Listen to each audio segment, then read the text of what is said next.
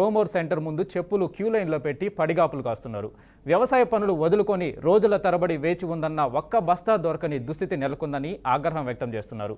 15 రోజులుగా మండలంలో ఏ సెంటర్కు యూరియా వస్తే అక్కడికి వెళ్లి క్యూ లైన్లో ఉందన్న ఒక్క బస్తా దొరకడం లేదని వాపోయారు. ఇలా అయితే పంటలు ఎలా పండించాలని రైతులు ఆగ్రహం వ్యక్తం చేస్తున్నారు.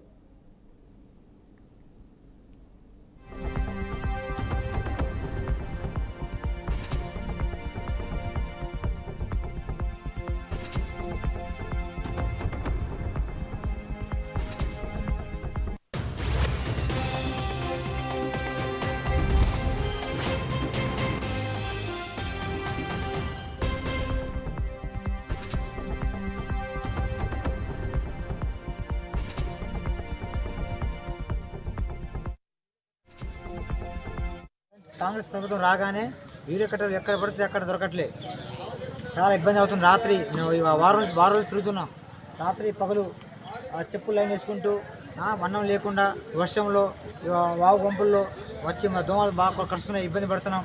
పొద్దున నైట్ 3:30కి వచ్చినా ఇప్పుడు దాకా ఒక యజమాని ఎవరు రాలేదు.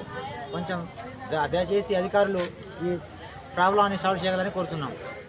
నాది 5 ఎకరాల పొలం ఉంది, 5 ఎకరాల పొలం ఉంది. నాకు యూరియా కట్టలేక ఇవాళ 15 రోజులు తిరుగుతున్నా. ఇవాళ నుంచి కాదు, ఇక్కడ 3 సొసైటీలో 7 రోజులు తిరుగుతున్నా.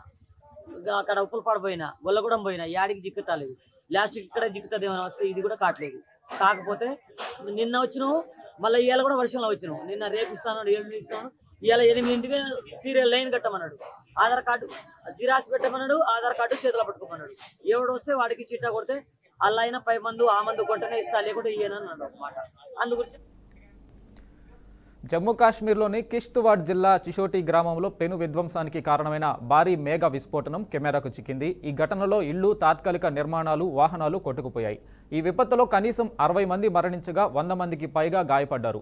పలువురు గల్లంతయ్యారు. సోషల్ మీడియాలో వైరల్ అవుతున్న వీడియోలు ఈ ఘటన తీవ్రతను తెలియజేస్తున్నాయి.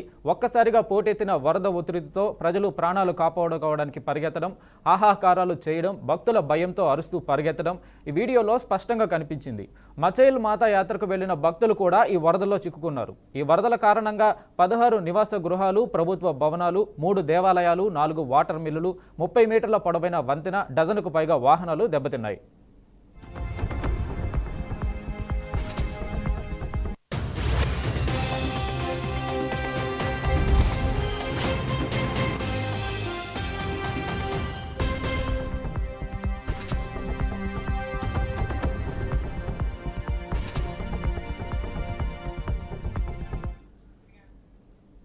ఈవీఎంలపై వైసీపీ కీలక నేత సజ్జల రామకృష్ణారెడ్డి చేసిన వ్యాఖ్యలు చర్చనీయాంశంగా మారాయి.